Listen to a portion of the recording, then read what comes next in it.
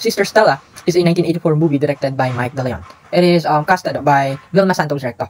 This is a story about a nun who starts out as a non-politicized person, but he found herself being involved or participating in a rally because of ongoing labor strike na nangyari sa isang lugar. And dahil dito, is nabuksan yung kanyang isipan sa mga nangyayari sa society and also sa nagiging epekto nito sa mga mahihirap. Napagtanto rin niya dito na kahit yung mga mahihirap, yung walang-wala, is makikita dito yung ang pagmamalasakit ng mga tao or ng mga mahihirap sa kanila or sa sisters. Kakita na kahit sila yung nahihirapan ay talagang binibigyan pa rin sila ng importansya. Sila pa rin yung iniintindi doon sa site na pinagraralihan nila. Dito rin makikita yung kanyang pagiging resilient na kung saan kahit na yung buhay niya yung maging kapalit is basta pinaglalaban niya yung kung anong tama para sa kanya is gagawin niya dahil ito yung sa tingin niya makakabuti sa nakararami.